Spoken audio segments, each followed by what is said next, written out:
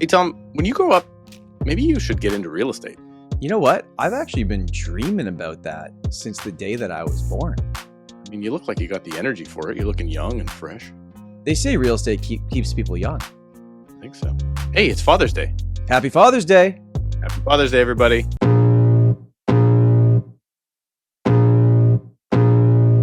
Welcome to the Tom Storey Show with Steve Karrasch and Tom Storey, where we discuss everything real estate or whatever else is on our minds.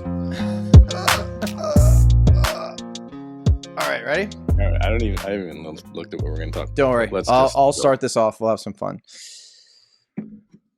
Welcome back to the Tom Storey Show. Happy Father's Day to all the amazing fathers out there, including you, Steven.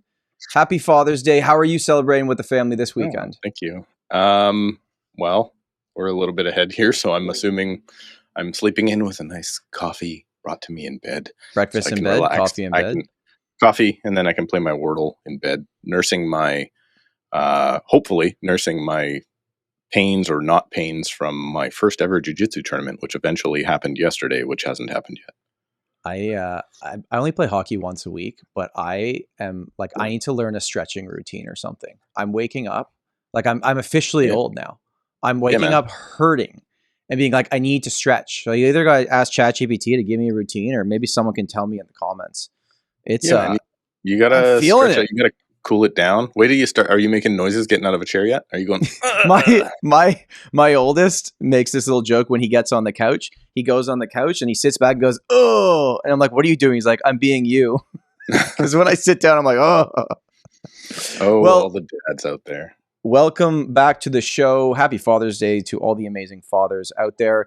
To start off this week, Steve, I was wondering, 2 weeks ago, you made a comment and you said, and I am paraphrasing here, that Winnipeg and Edmonton are rural areas. And I think you may have pissed off. So would you like to issue a formal apology, or do you stand by what you said? I will issue my formal apology. I'm sorry that you live in Edmonton and Winnipeg. That's it? Yeah, that's all. Okay. I mean, is it rural? No. Is it rural? Yes. So all you people out there, I don't know what to tell you. Don't live in those cities. They're on fire. Or they're don't say fire that. Right? No. Okay, come on now. They're not on fire. Winnipeg's not on fire. That's northern Manitoba. I got a nasty email from somebody. Well, did you say that about Winnipeg? It's on fire. I'm like, I'm pretty sure you're like not. Anyway, well, also, the real estate markets are hot. Let's put it that way. And when you said that those markets were on fire, just to be clear, because I thought you were going to mention it, but that was recorded several days before those wildfires started. That was a bad timing comment that I can understand why people took that the wrong way. That's not what you meant to do. Just so that people are aware. And the press is making sure you know that everything is always on fire and global warming is going to kill us all. You know what is on fire? Pre-sale condos in Surrey, BC, as long as they are being discounted. I did see it. I had several people send me this. So can I break this down, and I'll get your comments on it, and then I want to go through like what I believe this actually means. Because I actually spoke with a developer friend of mine, not Daryl, by the way. By the way, no guests this week. We had 2 guests last week. That was more than enough. So we need to. Yeah. We don't also have any room Daryl's not really a friend. So yeah. Okay. So basically, this developer in Vancouver, props to them for the marketing that they did. They had leftover inventory, meaning it was built, it was complete. My understanding, and I could be wrong, tell me if I'm wrong, that the building was registered. It was a move-in ready condo with leftover inventory. And they did this really good marketing. They called it Condo Day. And they said on this one specific day, you can get 25% off the initial price for our remaining inventory. And I can understand it as a developer because they're basically saying, we want the heck out of here. We have unsold units. We want to wrap up this building. We want to move on. We want to go do whatever's next. Maybe it's building multiplexes now in Vancouver because no one else is building condos. Steve, people lined up overnight. They slept overnight to buy a condo. Now, I don't know the Vancouver condo market. I can't tell you if 25% off was actually good value or not. I don't know.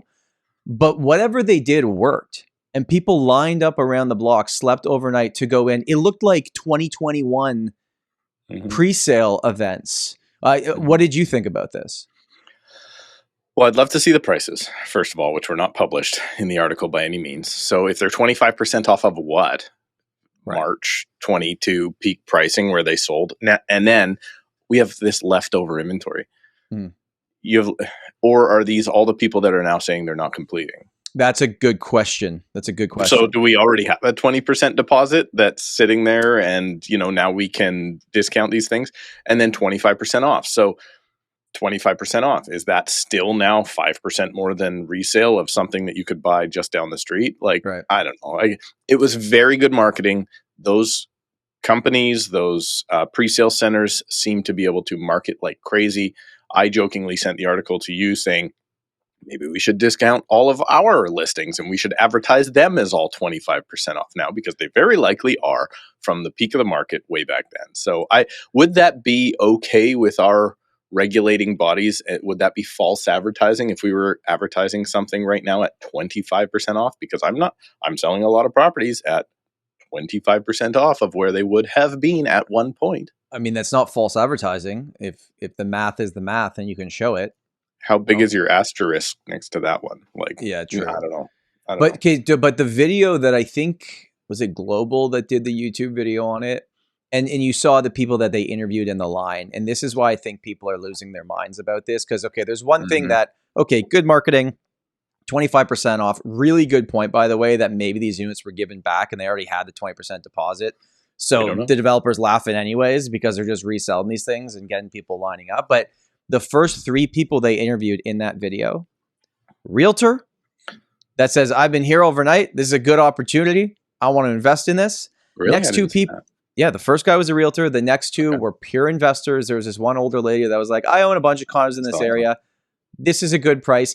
And then the 4th family they showed was like this really sweet family. And they're like, yeah, we just can't deal with prices in Vancouver. And we saw this as an opportunity. So it's like, they saw it as an opportunity, but they have no idea how much the building right next door that occupied a month and a half ago is selling for. Perhaps they don't. I mean, that's an assumption, right? But most of these units in this successful way of selling their remaining inventory were likely just sold to more investors or realtors.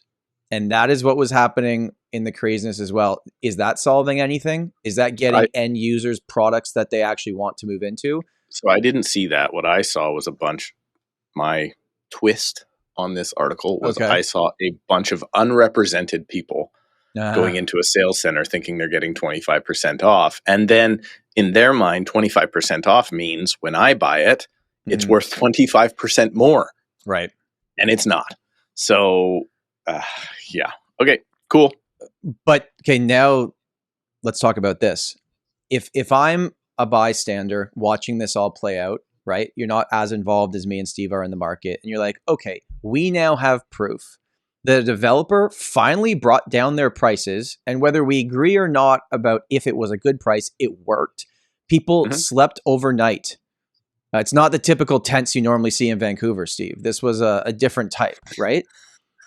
They slept people are mad about my Winnipeg comments? Come on. Well, mine are true. Yours are false because it's not rural. Anyways. We took that. So now, I see this and I go, all right, well, this worked for this one developer that had leftover inventory. Why can't every other developer, if they want to actually launch these projects and sell them regardless of if it's going to investors or end user or whatever, why don't they just do this as well? Flash sales, 25% off. And here's the difference. In this scenario, this building was built. It was done. It was done. They had probably sold it many years ago. And whether these were actually leftover inventory or given back inventory, whatever the situation was, they had them. They wanted them gone, right? They had already paid to build this thing. The difference is that like the developers now, there's some leftover inventory in condos in Toronto. Tridell's got some at the Well right now. It's expensive, but it's really beautiful product. But most developers can't just say 25% off because they haven't even put a shovel in the ground. They can't even sell these things out. Like they can't afford to do it when you haven't built the thing already. The only way that you could afford to do it was this situation. You have to be absolutely clear. This is the developer ditching its last units to try to get out from under the project. That's 100%. What this is, right? Like this is, so we're seeing this in other projects as well with very good builders. they're sticking around now. They've either, what will never be disclosed is, are these leftover units or are these failed to complete units? We don't know. And they're blowing them out the door at resale prices or within very close levels of resale prices, which I think is a great opportunity for the buyer. It really screws all the previous 75% of the units that bought in there from that developer, but that's fine. That's the market. That's why pre-sales, you and me have been screaming against pre-sales for our entire careers. Like, this is not a great thing. But I don't know. I don't think it's the deal that everybody thinks it is. I think it's a great marketing tool. And realistically, it's not just this development. It's everybody. It's all these developers are going, get me out. I want my money out. I want to be done with this place. If they've built it already, if it's done. I'm surprised there wasn't a protest outside of the current owners in the building trying to stop them from doing this. Because imagine this. Imagine you're a current owner and you couldn't get like an A lender financing and you were an investor and you bought this. So you had to get B or private money. And then your lender, like big banks aren't going to do this. And I had someone tell me this. This is where I got this idea. This wasn't my thought. But like, you can ask for your mortgage back, right? Like, banks aren't going to do it. But smaller lenders could say, well, now all these are selling 25% less than we gave you that appraisal. They can call the mortgage back. Call the loan. Yeah. Call the loan. Right? Yeah. I mean, not if you're making your payments. No intelligent lender, if you're making your payments, for sure, because it would look really bad news headline wise and everything. No big bank's going to do it, but you don't think there's some in that building that closed with private money, and these private money lenders are looking at this, and they now have 3 months left until they have to renew this private mortgage or whatever the deal is. They're like, no, look. Maybe. I don't know what building necessarily was. Like, I'm not involved in that space, so I can't tell when it closed or if it's still closing now or if this is a month before closing. Like, we really don't know the details. It was very surface level. Yeah. So I don't think that's really a big threat, but it just highlights like what I've been saying forever. Like, you go in and I'm still getting these calls, hey, I want to buy this, I want to buy that. And I'm like, look, if you had just not bought then and come to the market when the building was ready to complete and bought a resale unit, chances are that you're not going to be paying more. Even when the market goes up like crazy, whenever a building completes, 35% of them flood onto the market, and then you have this, this frenzy. So I don't know. It very good marketing, and I stopped. Kudos to the marketing. I wonder how many other developers saw this success story in terms of selling the remaining inventory and are like, we have to do something similar, right? Yeah, and 25% off of what? I wish they had to disclose that. The original asking price from 3 years ago? There was an ad where they showed initial price and they had it crossed out, and they had new price, which was 25% lower than that initial price. Like, the developer was running ads on social media leading up to this.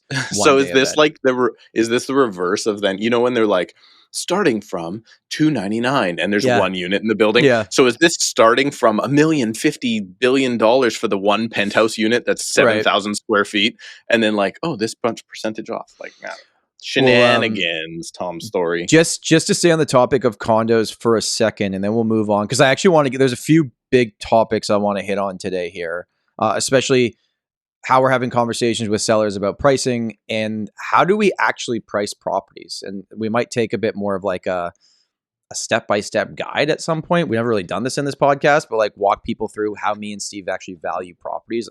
Maybe that would be valuable to people. Yeah, throw the dart, close your eyes. And, what's it called? Pin the tail on the donkey. Yeah, that game. But the other thing is like, okay, so we talked about this is the unsold, the inventory that was remaining. Then you've got all these condos that are being delivered, and I feel like there's a bit of confusion about this because there was a comment to one of my main channel videos that was like, good video, but what you're missing is like there's 40,000 more condos coming to the market. And I'm like, oh, like there's a bit of confusion that a condo being delivered to the person that purchased it doesn't mean it's going up for sale. That's like they're being given the condo they bought 4 years ago and it's going to be worth less. How many people do you think are going to throw it? You think 40,000 are going to go to the market? No. Most will go to the rental market if they were bought by investors. And I do believe, stand by this, rental prices in Toronto will continue to go down, I think, at least for the next 2 years. Hey agents, a clean and easy to manage real estate website is a must. Go to realtyninja.com/Tom right now and start your site totally for free and pay nothing until you launch. And then when it is your time to go live, you will save 20% off of your entire first year just for signing up at realtyninja.com/Tom. I think though 50% of the completions that are coming up are now going to be peak buyers, and those at least 50% of those people were thinking flip it or whatever. Like they weren't thinking long-term rental, and they weren't thinking move in. Agree, but how many of them, after getting realistic advice, would even be told to put it on the market? Because if you put it on the market, you're taking a massive loss. They didn't get advice when they bought the place. They're not going to take your advice now, Tom Storey. This is the issue. Like, so much of my day right now is spent speaking with people and delivering them bad news. And then what do? They find somebody else who wants to sell them the dream. And Steve's paycheck suffers as a result of it, but I'm not sitting here trying to lie to you about anything. I'm not going to be like, oh, by the way, what is this? What is this? Tiny violin. Tiny violin. No. But people don't want the good advice. The good advice is really bad right now. You got to give the good advice in a soft, nurturing, fatherly, happy Father's Day way, instead of like, I've caught myself doing this recently too, because I'm having 3 of these conversations a day, and I'm like, am I being too blunt about this? Or do I need to kind of go around a few times to get to what I'm trying to say? I think you and I parent slightly differently, Tom. There is no, is it mixing words or mincing words? I don't know what it is, but I actually had the reverse of this now. I had a call this week from a lady. Hopefully we'll be working together soon. We don't know. It's very early on, but I had kind of the initial call, and she was like, it has become extremely evident to me now, after writing an offer with an agent who I thought was an agent, like they got a license. Sure. They'll help me. She's like, there was so many mistakes on the offer that was going back and forth. Like my name was spelled wrong. Like, through watching my main channel videos, she's like, I know now that all of these forms are filled out incorrectly because you told me they're filled out incorrectly and my own realtor didn't catch it. So she phoned and said, listen, this is actually outside of my area, right? This is actually outside of where we like to work most often. She's like, I don't care if you're an area expert. What I need is the transaction done. She's like, I lived in the neighborhood for 20 years. I don't give a rip if you know the neighborhood. I need to know that when I'm making this multi-million-dollar purchase, that you're vetting the documents correctly and that we're not missing anything. You obviously know what you're talking about. So I'm firing my current agent, and that's why we're in discussion. So, but they only do it after they've experienced something bad. Nobody goes out in the first place and goes, maybe I should talk to somebody who appears to know what they're talking about, which is Tom Storey, by the way. It's such a tough conversation, because even the sellers I'm meeting with, and all these meetings are face to face, right? Like I'm sitting at the kitchen table showing them the data, and like they're aware, like they all know. It's not like there was one guy recently that's probably down $150K on his condo. He bought Peak. I didn't help him buy it, but he was like, he wasn't paying attention. He was like, what the hell? I'm like, I hear you, man. Like, I don't take giving you this advice lightly. Like, this is what it is. I would even recommend, if you want to go get 2 other opinions from other realtors, please do it. Because like, I don't mean to be the bad guy here, but this is what the market is. But most of the other people I'm meeting with, they get it's bad and they see the data, but they still want to go at this price. And I'm like, we'll list there if you want. But then we've lost 2 weeks before we change the price back to what I said. And again, I don't want to make this show into Tom and Steve are always right and we know the pricing. The market changes. We can give you advice on what we see in this current time. And Father's Day, we're always right. Okay, we can be right this one day on Father's Day. But it's so tough, man. And there's got to be a way of doing it that is, and I think I'm doing a pretty good job, but it's I would say like, I understand people that don't like real estate agents want us to feel pain right now. And I'm actually having a very, very good year numbers wise. We're doing great. We're actually ahead of last year. But like every day is an emotional toll on me right now. Mm-hmm. Like all I'm doing, every single part, and no one's yelling at me and saying you suck. Like they're just saying like, oh, like every conversation just ends with like a, well, all right. Yeah. And it's mentally exhausting. I'll be honest. It is mentally exhausting going in, going, okay, I know I'm about to come pee on this person's parade, right? Like that's what we're going into. Is that a saying?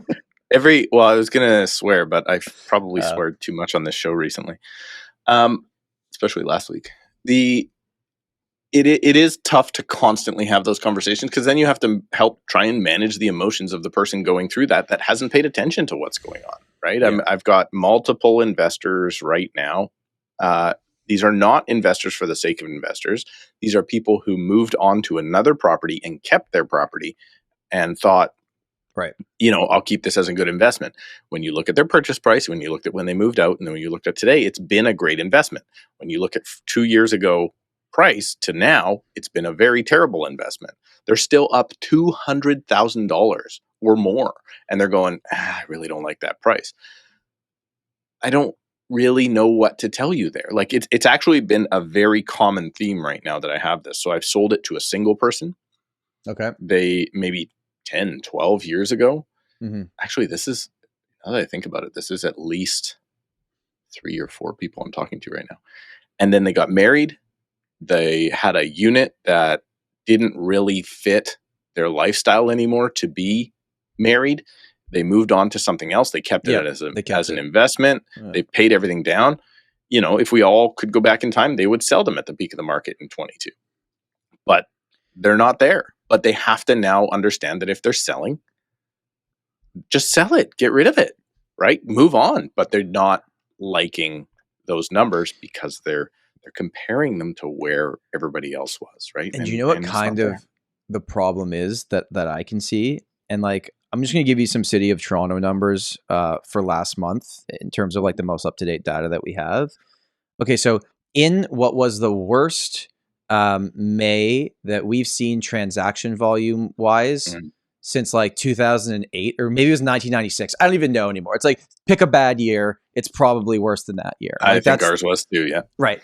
Okay, so in that month where the total transactions were so low that Bloomberg's reporting that the Toronto real estate is dead upon arrival, great quote by John, the Move Smartly guy. Anyways, really good headline.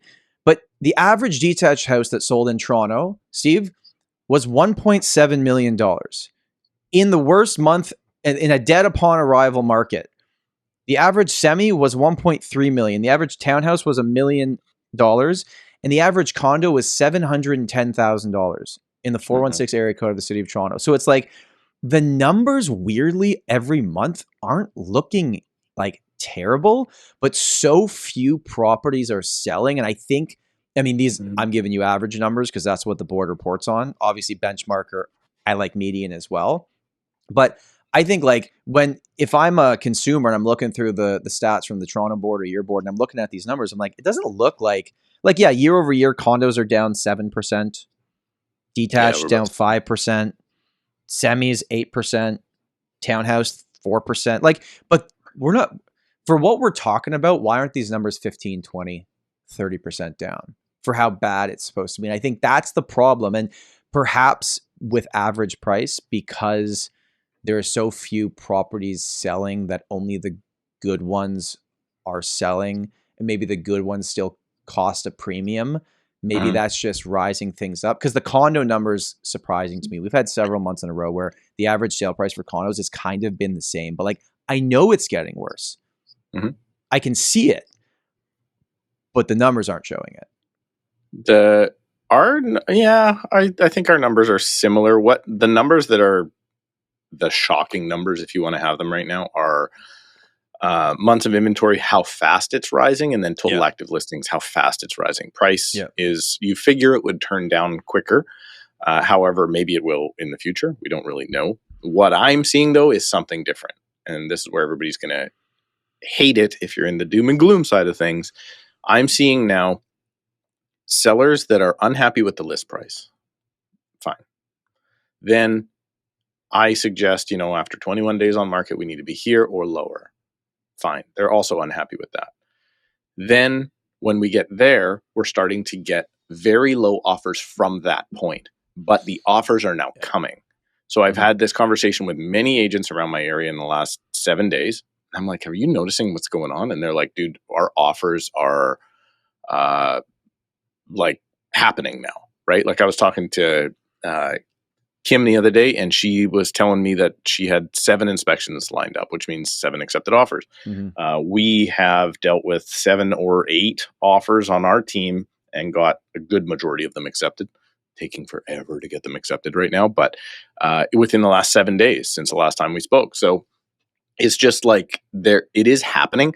The key difference is the sellers are not happy with that price. It's dramatically lower than what they had hoped for, and what they had hoped for was already disappointing.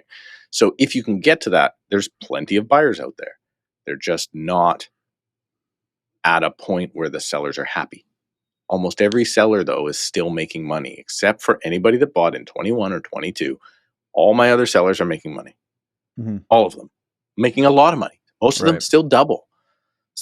I actually had a very good video, and I won't spoil that here. I'm going to do a video on my channel. It's going to be so, what's the misdirecting? Is that what they call it? A bait and switch? Is that what you mean? It's going to be all I'll tell you after it comes out. All right. One thing that I find, I was curious to know what you think about this strategy, and just so you know too, for people watching, I wasn't ignoring Steve. I was looking at my phone on the notes. So what I want to talk about next, if I could even get a sentence out, is realtors are sending me offers, and they're coming in low. I get it. I get it. That's where these things start. I've had this several times. They're literally linking an article in the offer, and it's like the TD says condos are going to go down, or this economist says this or this, and they're like, because of this, we've come in here. And like, I get it, right? Buyers, if you believe prices will dip down, if you're buying today, you want to get ahead of it, and you want to get it for a lower price of where you think it could potentially go to.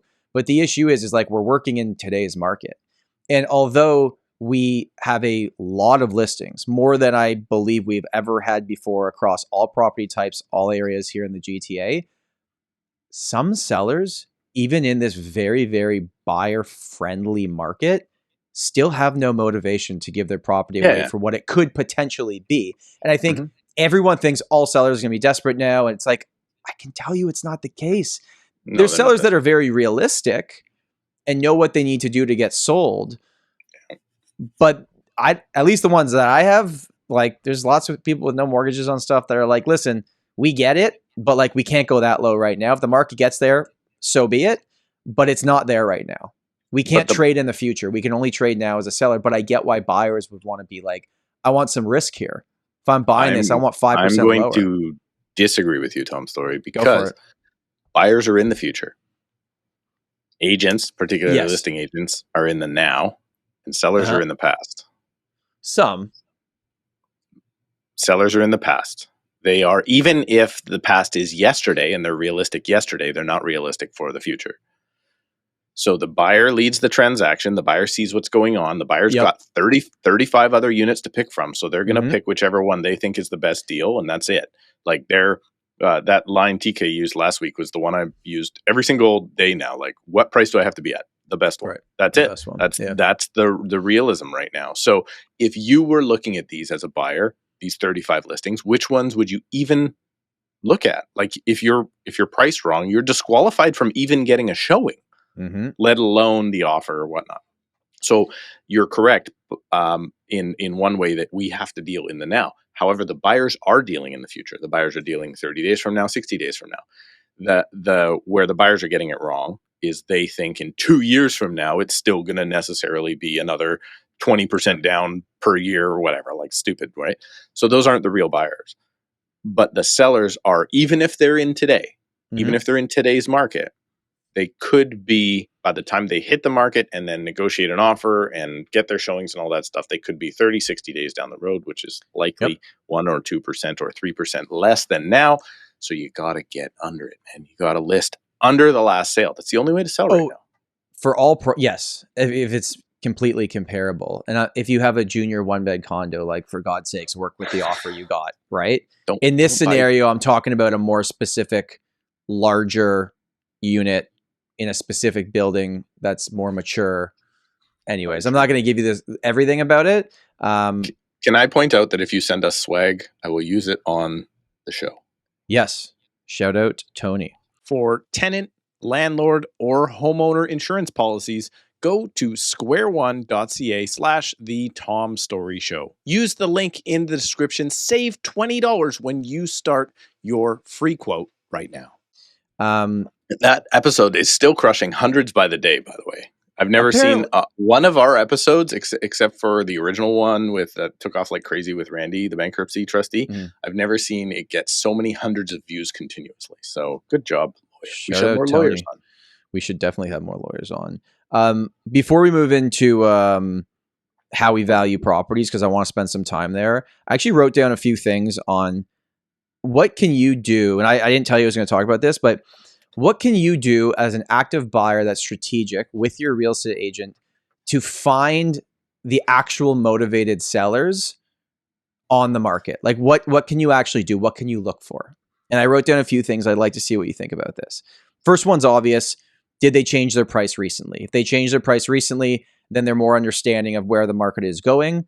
And I actually think sitting on the market for 100 days is the least motivated seller, because either they're getting bad advice or they're like, no, we're not changing it. That's not sitting forever. Doesn't mean they're motivated. That means they're not motivated. Yeah.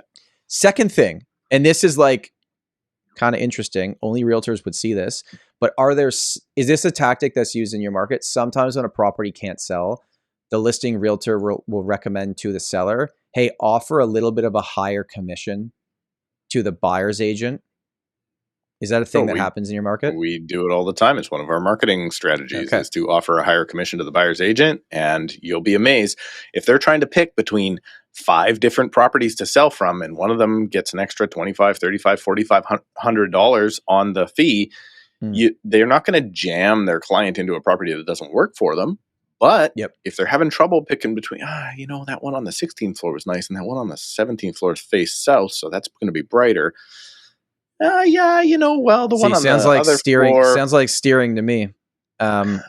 Okay. Cool. Then you want to go there? I had this. Right. Yeah. Sure. Okay. If you think steering is a big freaking issue, steering, then guess what? Incentivizing people is a thing that happens in every industry, selling everything. But you're hypocrites. Your buyers, guess what? Waive the MLS fee. Pay your agent directly for the amount of whatever off your asking price you get, or whatever metric you want to use to save money, and you pay your agent more to get you a better deal, then you have a leg to stand on. But anybody that says just take the fee that's coming from the MLS, you deserve whatever you get if you're working with an agent that won't have the conversation with you about commission. I'm very passionate about this, Tom Storey. I apologize in advance, but this is the first conversation we have with any one of our buyers. We sign a buyer agency agreement. That buyer agency agreement says what we will get paid. We will not take a lower fee. We will not take a higher fee. We will cut you back a higher fee. If it's a lower fee, you have to give us the ability and negotiation to go in and ask for a higher fee. Therefore, the playing field is the same no matter what we do. Too many agents are too weak and chicken shit to talk about this is their job, but this is what they get paid to do. So guess what? You are buying the bonus commission property. And you know what? That benefits my sellers, and that's why we offer bonus commissions, because the other agents out there, I know I can take advantage of them, and that is my job because I work for the seller. I do not work for the buyer in that particular transaction. I'm sorry, Tom Storey. That was a rant. No, that was great. In Toronto, there was editor. Cut that up for a short. Yeah, Jeff, that's the moment. In Toronto, there's no standard commission, but there is a range in which we usually see when we get paid lower than again, I can't use the word standard or typical because that's not technically the truth, but there is a norm, I guess you can call it, right? We don't ask our buyer for the difference to pay us more. And it's very rare that we buy something that offers more than the norm anyways. But in Toronto, it's a little bit different. The gap between what is the norm versus the incentivized fee to the buyer's agent can sometimes be like a decent amount of money. So I would say to buyers, ask your realtor, ask them, be upfront. If your realtor's not telling you, fire them. because they're hiding information from you. Ask them, what is this one offering in commission? Is it the norm or is it offering more or less? It should be before that, Tom, because I'm not saying it shouldn't be before that. I'm just saying if you're already in the process right now, like I would want to know if you're being incentivized more to show me this property versus another one. But to flip this back to what I was trying to talk about was if someone's offering a higher commission, and this is maybe just a Toronto comment here, typically the seller wants to sell. Yes. They're not offering a higher commission for fun because they want to pay more money. They're motivated to sell. The other way on the lower fee models, they're not motivated because they don't value this transaction at all. So they're going to offer a very low fee, maybe a $3,000 flat fee, which is an acceptable model under our system. But do you think if they're offering, it's not like they're offering a $3,000 flat fee and let's say the total commissions would have normally been $30,000 and now they're offering $3 to each side or whatever. Right. If that's the case, do you think they're taking that extra, let's do the math, $12,000 per side? Do you think they're discounting their price so you can save 12, they can save 12, plus the agents then are the ones that take the haircut? No, they're not. They're the ones at the highest price. So it is a motivating factor for sure. Can I have one? Can I have a suggestion on how to look? Yeah, go for it. Yeah, go. Did you know, I bet you agents don't, in our system anyway, I can search for keywords in the description. Same. So I can actually search for the term motivated. So I can actually do that, and I can now. There's not that many, and also, is that the motivated agent or is that the motivated seller? We don't really know. I would hope, for goodness sakes, that if an agent puts the word motivated in the listing, because by the way, typically it's put in the area that the public cannot see. Only the realtors can see. In my market, at least, I hope to God they got permission from their seller to do that. Yeah, they have to have permission, which is fine. I will say, though, I've used this tactic for a different way. I had a lady who needed a wheelchair accessible property, and it was very hard to determine which ones are wheelchair accessible or not because it's not a checkbox. So what I did was I put in the search term, I'm looking for wheelchair. Nothing came up. Then what I did is I searched old listings for the past 3 years that said wheelchair. And I had a list come up, and then I found there was a bunch that sold, obviously, and then there was some terminated or expired listings. Call those ones. So what I did was I phoned the agent that had that listed 6 months ago that said wheelchair in it, and we actually put the deal together. Interesting. So there you go. Even in a market with tons of inventory, you might be looking for something specific that isn't on market that you can go back in time and find, there right? You go. We used to do that with stuff that that was for rent or like rented recently or whatever, but there was only a few months left and be like, hey, would you sell it? This was when we needed something specific. Another one in Toronto is if you see a listing, ask your realtor what the possession date the seller is looking for. Because so like normally, right, we put a range 30, 60, 60, 90, whatever it is. Sometimes there's a date. Yeah. There's July 24th. July 14th. 2025. You know what that's telling you, right? Hi, I'm the seller. I bought a house. I'm closing on the house on July 14th. I would like to line up my closings as close as possible. And we used in a really hot market, we would put that in listings because everyone knew anyways. It's like, doesn't matter. This thing's going to sell. Let's get our closing date. But now they're basically telling ones that are closest to the actual market value, not the underlist ones, but like, how about the ones where you're like, they are the lowest price on the market and they're available? Well, those are likely the people motivated to sell. But I guess is the metric here, though, we're looking for the most off of the asking price because that's a stupid metric. No, that's a dumb metric to use. No, it's just like, what can you do to be strategic other than the obvious? The obvious would be go based on your search criteria and your budget and look at the lowest price options and see if there's good options there. Because those sellers have already done what they all should have done anyways, which is just be priced correctly. But if it's not just that, then are they offering higher compensation? Have they recently done a price change? What you had talked about, like we can go into our system and literally type the word motivated. I don't know if the listings you want to buy are going to be in the ones that say probably not. And this isn't a game. So it's like, don't just buy a property you're going to live in because you feel like you found the motivated seller offering a higher commission that had a specific listing possession date. You know, it's like the three, you got all three of them. You're still going to like the house. You're still going to live there.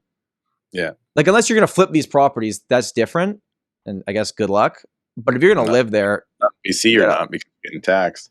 You got to like it, right? How about the guys that search for court sales or power of sale, whatever you guys call them? We're doing one right now.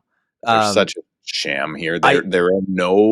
They always, so here what happens is they go to court to get approved, and then at court, the first buyer's like, I got this thing for like such a deal, and 17 people show up at court and they all bid it through the roof, and then they pay 5% over what they would have paid for if they had bought a resale unit. So different in Ontario. Power of sales you buy, it's 99.9% yours. There's no going to court afterwards.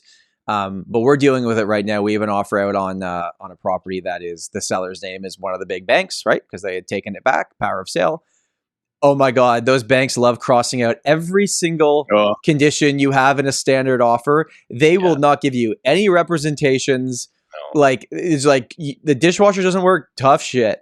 Like, you bought it from the bank. We're not giving you any warranties. Good luck. Dude, it's as worse is. Worse than that. Like the foreclosure that I did I talk about this on here? So we talked about the court proceedings that we did. Oh, like around Christmas, we talked about that. Yeah. But then the actual possession was even worse. The owner went in and thrashed the place the day before the possession. The day before possession, the owner got the key back from the tenant, and the owner went in and tried to blackmail the buyer into paying for all this stuff. So he stripped out the appliances. The guy even pissed in the kitchen. Like, he was there's a special place in hell for this loser.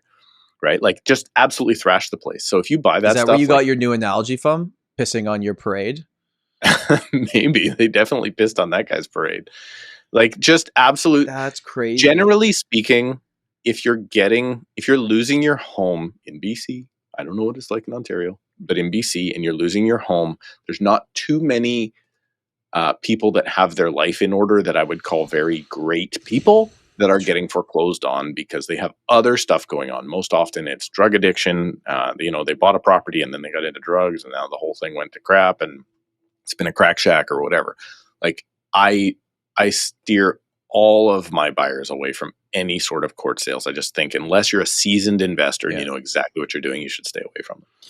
Yeah. No matter how the deal is. Yeah, foreclosure, power of sale doesn't necessarily mean that you're getting it for like a crazy low price and it's like a great purchase. No. That's not always how it works. I got a question for you. I've been thinking about this a little bit, and I've listed a few condos recently where I'm like, I should just buy this. Like, the prices are getting to the point with mortgage rates and rent that I'm like, I'm not putting 20% down. I put more than that. But I could just buy this and hold it, and I like this building and this is solid. And yeah, it's going to be rocky the next few years, but eventually things will bounce back. Long-term thinking. And then I started thinking like, wait, I got 3 options here. The third one is not as realistic. I'd love to know from viewers and you too. Like, I'm almost ready to buy something. Yeah, me too. Yeah, I'm right there. I've been watching and I'm like, okay, I think it's time for me to start seriously considering it. And my options are: option 1, buy a 1+10 condo with parking in a good building in the area. Like, I know this better than I would think most people. I know what to look for. I know how to find it. And I know what price I'd want to get it at. And then hold it for the next 10 years, if not much longer than that. Put a large down payment down on it. I'm pretty happy with that. Or just focus on paying off my own mortgage on my house first. I could maybe lump sum my mortgage for what I'm allowed to this year, plus do the condo. Maybe I could make that work. I'm not sure. It'd be a little tight. Or I could do one or the other. If the option was lump sum on your mortgage, where my mortgage is at 5%, or buy a condo, which will not go up in value for the next 2 years, but long term, and I can put enough down that I'm cash flowing on it, what would you do? I would probably lump sum this year and then buy next year. It's probably not a bad idea. Right. Like, as long as you have that same option each year, like income coming in, and am I going to lump sum it? Am I not? Mm-hmm. I definitely am struggling with the same mindset right now. Right. Like, I'm just looking at it going, okay, my cost of living is 0. All my investment properties, my residential property now is all paid for. So should I have a mortgage? Like, should I be paying a mortgage for, like, whether or not it's subsidizing a renter or subsidizing myself? Right. Should I not be looking for the future? Because I solidly think 10 years from now, man, it's going to be insanity. And I'm going to be kicking myself for going, can you believe what those things were selling for at that time? And I think we're upon that. I think within the next 6 to 12 months, probably closer to the end of this year, I think we're going to be at a spot where it's like, oh man, these are really nice numbers. And I think that's where we're going to be. The question is, how long does it take to come back? But I don't even really, it's not that I don't care how long it takes to come back, but like if I'm buying this, it's 10 years in my mind, minimum. Have you owned anything for 10 years though? No. But it's harder than you think. That's a great point. No, never the same property for more than, I think the longest was like 6 or 7. That's a really good point. But also those first ones, I was in my 20s and it was a totally different mindset. It's like now I'm buying to almost set it and forget it, which I get it. It's not passive. You got to I don't think you would. I think you would. I think the most likely scenario is you would buy something, say within the next year, you would get a deal on it. And then within... Oh, you think I'd sell it if I could get my money out right away? No, within 4.5 or 5 years, or either within a year of renewing your 5-year term or 1 year after renewing your 5-year term, which is the worst time, the market will take off. So let's say 2032 comes around. You buy this year, you complete early next year. 2032 comes around and the price, let's say you buy for 600 and it's now worth 750. Probably go, but then I pay capital gains and it's like where I could have just spent that time and energy paying down the mortgage on my house that as of us recording this, and please, for the love of God, keep away from our equity in our houses and our primary residences. But like I could just pay down, I could get my own house. But definitely if I don't do the condo over the next 5 years, I can get very close to having a very low mortgage on my primary residence. If I Which I think is a great thing too. So it's tough. I don't know. I'd love to know what the people in the comments think about that. And my third option was just upsize now. Just bite the bullet, take some money out from the corp, get hit with personal taxes on it. It's not going to be like the best on paper financially, but get up to the house that I really want to be in. Even if I have to take a little bit of a loss on the house that I'm in now and just do it now, get it over with. And my mortgage wouldn't change that much, a little bit, but the funds would just be used differently. Yeah, it's an option if you want to take on that higher payment. I think it wouldn't be that much of a higher payment. I've been to your place, so I think you probably got enough space for at least the next 2 or 3 years. I think 3 years is the max, I would think. Yeah. Which is fair. Yeah. So then it's going to be time to move up and then you get the next place. I tell you, after going shopping, man, I'm happy where I am now for a while. Because I didn't see much more, although I did see a house the other day, Tom. It had a pool, it had everything I liked, and it wasn't that bad price. So I was like, But no, I will tell you. You could put a little pool in your backyard, could you not? I could put a pool in my backyard. That would be a terrible investment. Pools are like the worst investment. That's not an investment. That's a lifestyle decision. I understand that, but they're also like $200,000 now. Like for something, dude, they're so expensive. My parents put in a pool in like the 90, and it was like $20,000 back then. I guess you're getting a Walmart blow up kiddie pool for this summer. I got a hard shell 100. Like I got a classic, man. Not even one of those stupid blow up ones anymore. They're so fantastic. I want to ask you something because I was doing a little bit of commentary. I got absolutely crapped on in the comments for one of my videos that I didn't think would get crapped on. And I want to know, like, what is a 1+1 in Toronto? What does that mean to you? What is a 1+1 condo? It means a 1-bedroom plus den condo. That's what that means? Okay. 1+1 means, 1 plus den. So I did a video on my channel because the city of Surrey is looking at authorizing basement suites in townhouses. Hold on. Townhouses have basements in Surrey? I don't know if that's a dumb question. So think of are they main level walk-ins, so it's not technically underground? They're probably a 3-story house where the main I know nobody was at Tom's old house, but like your old place. Yeah. Right. So that would be a 3-story. So it's above ground. Technically, you walk in on the basement where the garage is. There's a room and a bathroom or something at the back. And then the rest of the living is upstairs. And then there's another floor above that. That back room in your old place behind the garage with the full bathroom, they're looking at, I think it's for new developments right now, but putting in a rental suite, like a bachelor suite in there, or maybe even a 1-bedroom, as a housing measure. And then that also opens it up to retrofitting old properties to, which is, by the way, happening already. Like those things. Yeah, I was going to say, are these not rented out to a bunch of students anyways right now in your market? They probably are, not that we know of, and not that the Strata knows about, I'm sure, but I'm sure they are. If there's like access to the backyard where you don't have to walk through somebody else's yard, they're probably renting those out anyway. Right. They're probably actually doing it just coming through the garage or whatever. But then, because there's an article there, and in the article that talked about these legalization of basement suites in townhouses, which I think is a disgusting idea, they also talked about the fact that the city of Surrey has authorized pilot projects for what I call a basement suite in a condo. Would turn the den into a legal. What they're calling it is lock off suites. Lock off is what they're calling it? Lock off is the term. So the only thing I can imagine it to be, and I haven't seen this, I've heard about it, but I haven't seen the floor plans. You all know how much I love floor plans. How can you do it without a bathroom in your own kitchen? It's just a bedroom. No. Think about it. Think about this. You have, like, you know when you go into a hotel room? Yeah, you can shut the door between the two. Yeah. I think they're selling them as 2 beds.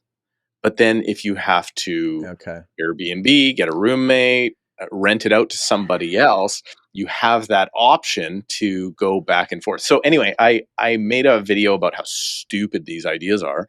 And this is like finding places to stuff people. This isn't fixing housing. And the comments on the video were like, any housing is good housing. Like, it was just this. And I was like, you want to tell yourself that? Like, is the Canadian dream to live in the basement of another barely affordable home for somebody else that's also connected on all sides? But like, that's not what it's for. But you're already sharing this idea, this lock off. Who's the buyer for that? Who buys that? Great question. Like, does an investor even buy it? Because why would an investor buy it? Because wouldn't they just want their own separate 2-bedroom that's a regular 2-bed? Wouldn't that just be easier? Can they make more money by separating these things? And I think you would make more money, because think about it. So if you could rent each one out for $1,800, you're not going to rent a 2-bed out for. I mean, Steve, what we're talking about is a rooming house. This is just what this is. It's a rooming house. We've already had this before, where they split up single-family homes into rooming houses with 10 bedrooms. Now we're doing it to townhouses and condos, which is,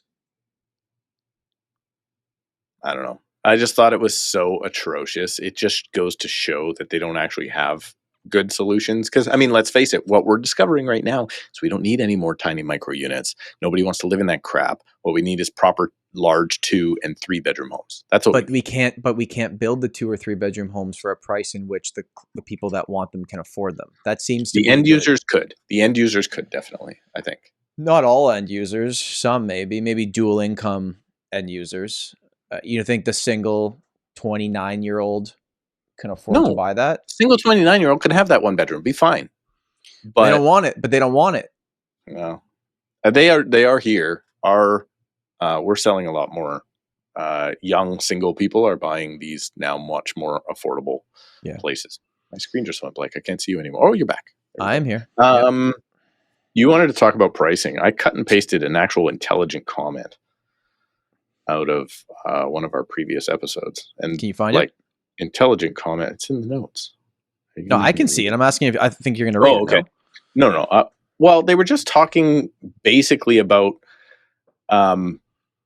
properties and having, like, let's call it benefits over another property, and then why you should sell for more or not.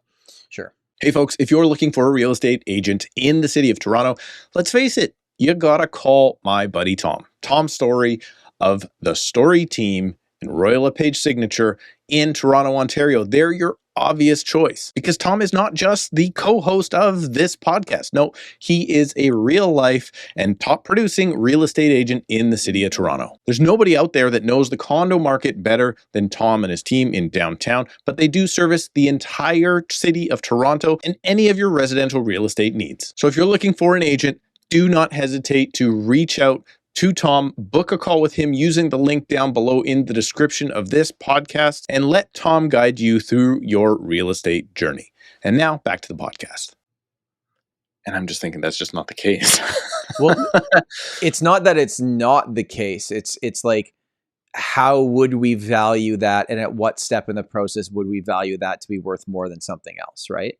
And it's tough because with some of these things, even if you spent 10 grand to reno your bathroom, that doesn't mean, and by the way, that's a very low figure today, that doesn't mean that the new buyer is going to value your reno as that versus another one that they think is a better floor plan that doesn't have a reno bathroom, right? Let's just get in. Let me see if I can blow it up here. It's very small.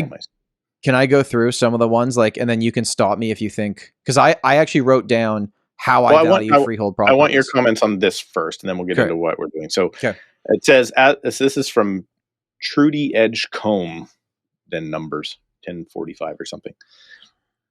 Man, this is way too small. I should have done this in bigger. God. Old man Steve should have brought his glasses today. I didn't bring my glasses for Father's Day. As I'm listening to this about pricing and how some sellers want 5% more than you think they'll get, I wonder how you actually do your comparables, which is an absolutely fair comment to me. Yeah.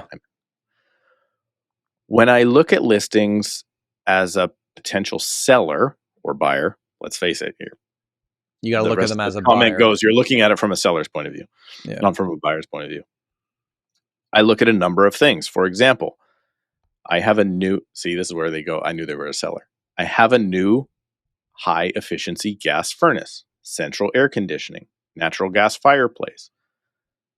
Another home, similar size in an area, may have baseboard heating, which I guess they don't value as, which is way more expensive to heat, apparently. That is true. That is true.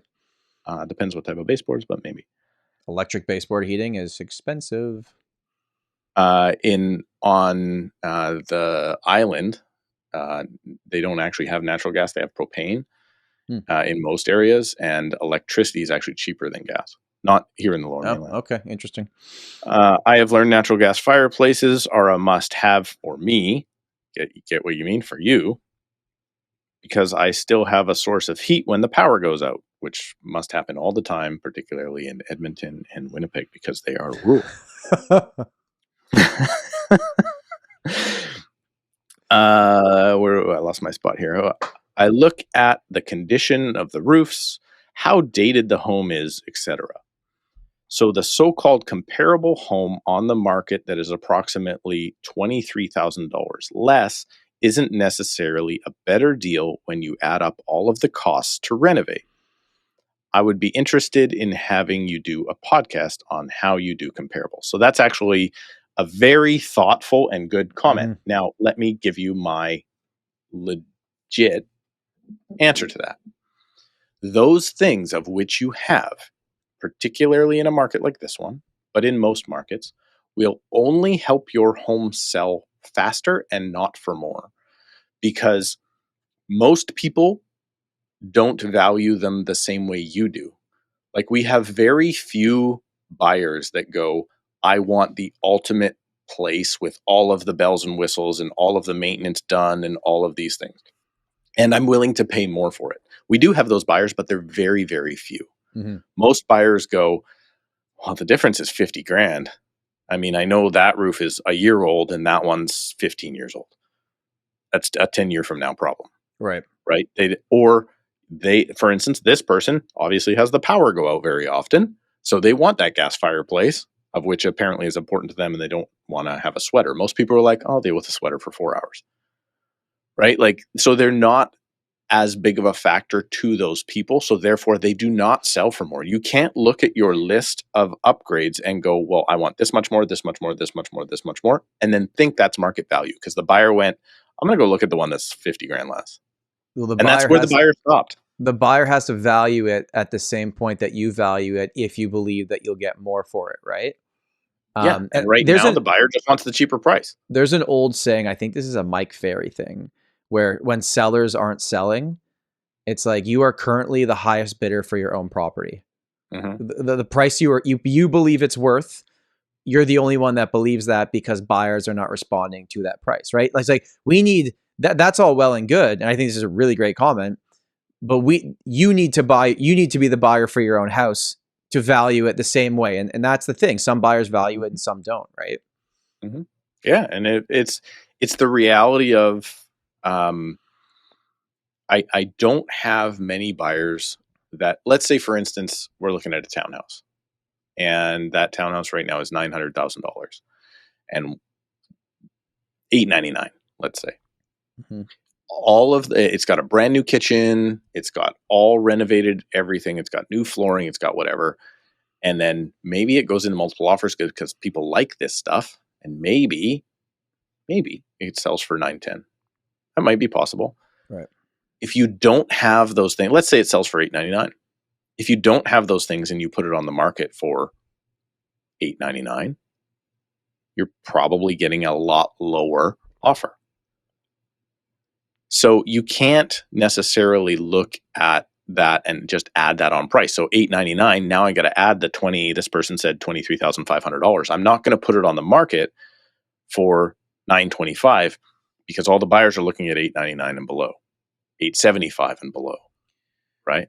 So it's not, I think it will sell for more, but those things like you're talking about there, a new furnace is only a benefit if the old furnace is broken. So can I simplify this? Because I'm not simple. Okay. I'm very simple. Your main focuses, your anchors in which will determine which property you want to buy should be focused on the things you cannot change. Correct. That's okay. I knew I had you around here for something, Tom Storey. Once in a while, I'll put something together that makes sense, right? You cannot change the lot size of your home, okay? I mean, these days you can build multiplexes across BC, but the lot is the lot. You can't change the neighborhood. The neighborhood could change over time. And like when we talk about anchors for people, it could be, I'll tell you in Toronto, a lot of my clients right now, it's a school district. Young kids go into public school because we got a lot of really good public schools. They need to be within a certain zone. And if your home's outside that zone, it don't matter about the upgrades you have. They're buying in that zone because that's what matters to them. Maybe it could be like it's close to their church if they're religious. There's all these potential anchors that you could have for a property. So the things that you can't change are going to be more important than the things that you can change. Because you can, all those things you could go in and do, but you can't change the other things. So are we good to go like 5-10 minutes long today? Sure, of course. Can I give you a quick breakdown of how I would value a house? This isn't for a condo, but for a house. So how you would value going in as a listing appointment, you mean? Both. Listing appointment, valuing it for a buyer based on comparables. Like this is the order in which I would look at things at least. Okay. So start with basic stuff. Let's assume this is a freehold property. The first thing I would look at is location. Okay. That's obvious. Is it located where the other freehold property sold or what's currently on the market? Location is number one. And again, street matters for a school district. Then I would go, okay, what type of property is it? Is it a detached home? Is it a semi-detached home in Toronto? Is it a freehold townhouse? Is it an attached row house? That would be my third one. Then I would ask myself, well, how many stories is this property? By the way, stories of a property is spelled STOREY, the proper way. I saw a comment the other day that said the one-story house real estate podcast or something. I thought that was hilarious. That was pretty good. So how many stories is it, right? Is it a bungalow? Is it 1.5 story? Is it a 2-story house? Is it a 2.5 story house? Is it a 3-story house? Not too many 4-story homes in the city of Toronto. So you have to compare to the same construction type. Exactly. Yeah. So that would be my next category. Then I would look and go, what is the lot size? So for Toronto, and I would believe most markets, but correct me if I'm wrong, Steve, width is more important than depth. If there's a house on a 20-foot wide lot, but it goes 200 back, it's like, okay, great. You can build a long lap pool back there, but the house is going to be tight, right? Is that why you're friends with me? Because width is more important than depth. Okay, my God. Width and length. And when I'm looking at comparable sales or what is on the market, I would then line up what is the lot size of these properties, right? Because that's a really, really important metric in the city of Toronto. Then I would look at future potential. And this is a Toronto thing. It's like, could you potentially build a laneway suite? Is there a big ass tree back there that you can't move? Like I have at my house, by the way. Like I can't build a laneway suite because I got a huge tree that city will never let me cut down. Is there future potential to do something that could not even necessarily add value, but like give you options in the future? Mm-hmm. The age of the house. Most homes in these prime areas of Toronto were built in 1910 to 1930, right? And then you've got some of the ones that had the initial structure and they were infill houses and rebuilt. Then you have the brand new stuff, right? So that matters as well. I'll go through this quickly because I don't want to bore you, Steve, but then I would go taxes.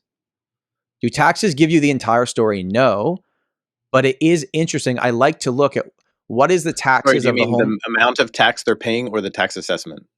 The amount, not the tax assessment, but the amount of taxes they're paying is directly correlated to what the tax assessment is in Toronto. Yes, but so I not tax assessment value, not tax assessment value. I never look at taxes. I don't give a rip about what the. Let me tell you why I like them. Okay, because rain tax, because Olivia Chow.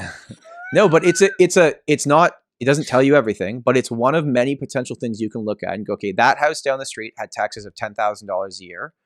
Mine are $8,500. The city values that home more on taxes. Now, not always correct. Some people do great renos to their home and don't get them reassessed for a while and they're behind. So I'm not saying this is like the be all end all, but I do think it's an interesting, just another of many different factors that you could look at. And after all that, then I would look at bedrooms, bathrooms, how many square feet the home has above grade. If there's a basement, is it finished? Does it have a separate entrance? What is the ceiling height? Was it underpinned? Can you do a legal apartment down there? Is there an apartment down there that's not legal, but still is very much down there? Like these are all if you really want to nerd out on it, parking. How many parking spots is there? Is it front pad parking? Is it back alley parking? Do you have a garage that you can actually park your car into? If you don't have parking, is there street parking available? What does it cost? Are you in an area that's really busy on the weekends and you can never even get parking in your own house? Like you see how complicated this could get if you go down. But what you've realized at this point, I haven't even talked about the finishes, the roof, the electrical. Yeah. Because all of these things are first on how I would value a property. And then backyard, is it fenced in? Do you have privacy? What's the size of it? Is it level? Is it sloped? What is the type of heating that you have in your house? Is it RADs, forced air, gas? Is there any easements or encroachments? And you can see, like, I can go on and on here, but I don't want to make this episode 2 hours long. After all that, then the categories I would go to next would be interior finishes and then mechanical or exterior, which I would get a home inspection to confirm all these things. Mm-hmm. The layout of the house. Is there ensuite bathrooms? What is the flooring? Is it luxury click vinyl? Is it laminate? Is it real hardwood? Is it engineered? Is it broadloom or carpet? Sorry, what did you say? So far down the list. Like, so now that's what I'm trying to say though, right? It's like all these things are usually at the end because they can be changed in the future. Okay, but let's now go. I have a buyer. That's why I asked if you do it buyer or seller. Because I have a buyer and my buyer goes, okay, I want to be in Fleetwood. I want to have I need 3 bedrooms, 2 bathrooms for myself, and I want to have a rental unit. Cool. So here's and I go, okay, well, is there an age of house? Is there a lot size minimum? Yes or no? So generally speaking, what I do is I go, now from a buyer's point of view, their first criteria is, Tom Storey? Location, probably. Price. Oh, price. Okay, fine. Price. Yes. Right. So location and price are probably very close to each other. So they have a limit. So now we type in their limit, or maybe slightly above their limit, not 400. And their limit usually ends with a 000, where it's like 800,000, 900,000. Usually it's one of those benchmark price. Yeah, totally. So let's say their limit is 1.5. So I'm going to look up to 1.55. I might look up to 1.6, but I'm probably going to look up to 1.55 max. And really, we're looking at 1.499 and below. So then I go, okay, well, I need a minimum now of 4 bedrooms. I need a minimum of 3 bathrooms. and I need potential for a kitchen or a kitchen downstairs. Mhm. So that gives me a certain that all rancher single level homes are gone. So now I have to pick basement entry, 2-story with a basement, like these style of construction of which actually fits what their criteria is. Then now, depending on the area, there's probably standard lot size anyway, but then I'll go square footage and lot size. And that is now mostly my criteria. And now we're picking from these homes. Yeah. So now that I have these homes, and let's say there's 10 of them available, now the buyer is most likely going to pick which one of these homes gives me the most value for my dollar. And that's where the line stops. And that's what the buyer is picking off of. So you know what? You do have this. And that guy down the road 2 months ago sold for this. And now I have air conditioning and he didn't have air conditioning. Buyer doesn't care. Buyer didn't look at that one 2 months ago. Buyer doesn't see value in that one 2 months ago. Buyer goes, you know what? Do I need air conditioning? Not really in Vancouver. So is that a big deal? Well, I need air conditioning in Vancouver. This commenter, I need a gas fireplace. Most people are like, gas fireplace? I never turn that stupid thing on. Just another thing I need to maintain. Like, get out of here. So this is where the simplification stops. Right. And you are now basically picking from those 10 homes that fit your criteria. So which one is best value? Now, what best value one is one, best price, of course, but how maintained is the home? So then all of these maintenance things come in. But if you want the extra $100,000 worth of maintenance that you put into the home, the person's just going to buy the other one for 100 or 125 or 135 less and put in the maintenance themselves, of which they're never going to do because they're probably not going to maintain the property anyway. And the thing is that the people that are thinking about their own property selling and the upgrades and features their own property has, they're looking at other listings and not fully knowing all the things that seller may have done that they're putting value on when they're listing them as well. So like the only fair way is if we're in like, I don't know, like a suburban community where like you have two homes side by side, newly built, that are identical on the market at the same time, and yours has this many upgrades in it, and a buyer values those upgrades in it, then yes, it could sell for more. Like we're not saying that this isn't a plausible thing, that like if everything is perfectly even and the buyer values the upgrades, yes, it could sell for $25,000 more, 100%. It's never that simple. I have that. Actually, it is that simple, Tom, because I have it right now. We've just told you for the last 50 minutes, it's complicated in the list of things that we would go down. I've got one unit that is beautiful. It's literally the nicest one in the complex. And there's another unit that's identical on paper and vacant and crappy and was probably an investor owned something or other. Who knows? And I'm interested to see. Now, it's a very tough market to sell that property in. But I'm very interested to see which one of those goes first and for what the difference is in value. It's definitely going to be interesting. I do want to point out a couple of things. Is there anything, I'll ask you first because there's two that stick out in my mind. Is there anything about, and think detached house, about, or a characteristic that people think adds value in your market that actually detracts value? It's not that common here, but one of the things I've heard of before is like putting the solar panels on the roof. Oh, okay. Yeah. I know they lose. You don't get your money back. Is it a bad thing to have them though? Well, when you're selling it, if you sign one of those long contracts, they usually have to be assumed by the new purchaser or bought out. Oh, you guys do this weird thing where you like rent your furnaces and stuff? We could do we should actually do a full episode on why I believe hot water rentals and furnace rentals are huge, massive scams. And they are tons of I pay a rental for mine because I had to assume it when I bought my house. Like, I don't understand. Why do you do that? A hot water tank is $1,000 installed. Why would you have somebody on and dive deep into that? But that's a conversation for another day. They're so stupid. Like a new furnace is $3,500 installed. Like just pay for it. Here's what here's the one thing I'll say about lot size for detached versus semi-detached. And when I say semi-detached, for anyone listening from Vancouver, I'm talking about what you would call a duplex. A detached house has a setback on both sides. And in Toronto, like we're pretty close to the real lot size. Like we build as far as we can, right? So let's say there's 2.5 feet setback on each side and you're buying a 25-foot detached lot, which is actually a pretty standard thing in neighborhoods in the city of Toronto. That means that from where the walls start, your actual house across is 20 feet, right? And then you're like, well, detached homes are bigger than semi-detached homes. They're sitting on bigger lots. That is true. You can walk on both sides of your home, and that is true. And there's obviously things about semis why they sell for less, because you're retaining a wall with your neighbor.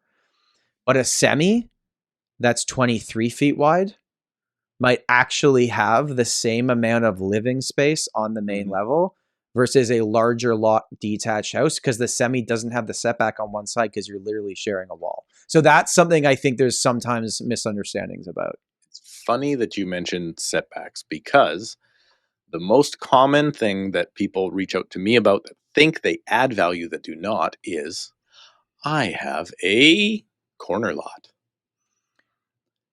which is like, Isn't everybody that has a corner lot. If you have kids. I mean, maybe. So here's why a corner lot is worse than a standard inside lot and on any block. More cars? No, you already mentioned it. Setbacks. Okay. So here in Surrey, I believe, I'll have to look at the new building codes, but the old building codes were 6 feet on each side, 25 feet front, 25 feet back. So those were your setbacks. And then it can go like, can you go 8 feet and 4 feet? Like, you can adjust those a little bit, right? Then on a setback for a corner lot is 12 feet from the side. Right. So you have to shift your home over, and you're then likely going to make it slightly longer. You're going to lose all of your backyard, and you can't build as big of a home. Well, also usually you have the side yard, but you don't have much of a backyard. So you get the side yard, which isn't always as usable as which is usually front yard. Right. Yeah. Right.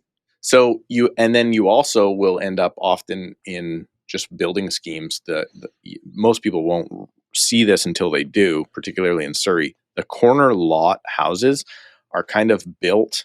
They'll be like a 1-story home. And then the next one beside it will be a 2, or it'll be a 1-story home that's kind of sloped. So the second story is kind of to the back corner of the lot.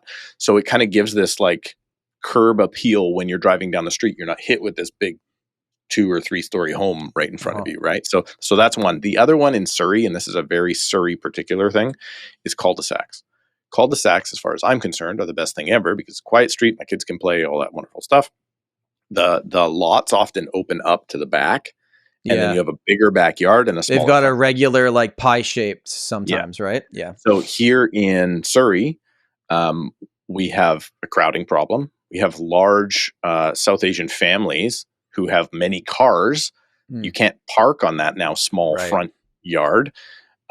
There's also, if you end up with the inverted pie, instead of going out, it goes in. Yeah. That's bad luck in the South Asian community. Oh.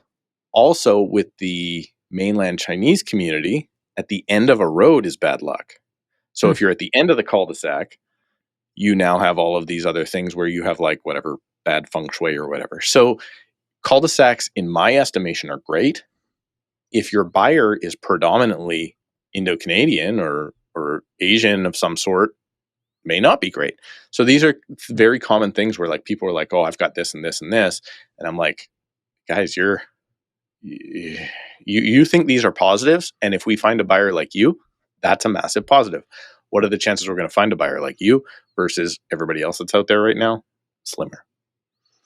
Well, speaking about adding value, I hope we just added value to your day by talking about lot size for the last 15 minutes. I hope you're still awake. Thank you for listening to this podcast. Steve, I'm liking your Charlie Sheen shirt today. I just kind of noticed it now at the end. This is my bowling shirt. My wife, we were going to a party one time. I don't know what it was, some sort of costume party, and she went to Value Village or thrift store or something and picked me up this like vintage shirt. Now it's in my repertoire. It's there. People are commenting on it, so I appreciate that. I'm going to leave you with one thing, Tom. Okay. I sent you the Theo Von, Dave Ramsey podcast. I don't know if you watched it. I didn't watch it yet. I love it because I love Theo Von. I think he's hilarious, and Dave Ramsey is like my boy. Just refinance. He was talking about real estate purchasing, because he actually asked him lots about real estate and owning your home and that sort of thing. And the comment, Dave Ramsey has so many of these like nice little his isms, quotes, isms, yeah. And he asked Theo Von asked something about buying real estate or whatever, and values are going down and this sort of thing. And he just turned to him and said, real estate, it's not a microwave. It's a crock pot. And I was like, oh, dude, I need one of those. That's really good. Where's the Karrasch mugs I have? Like, that one's going on the back. Like, it's not a quick 30-second deal, man. We're putting this thing on, and this is the juices that are coming out of this in 12 or 36 hours from now are going to be amazing, man. But it's not a 30-second pizza pocket. So that's a great analogy. I love it. There you go. It's a crock pot. Well, thank you for listening. Thank you for watching. Happy Father's Day to all the dads out there. And that's it. That's all. Thank you, guys. We'll see you next week. As Bye. opposed to this podcast, which is just a crock. Bye.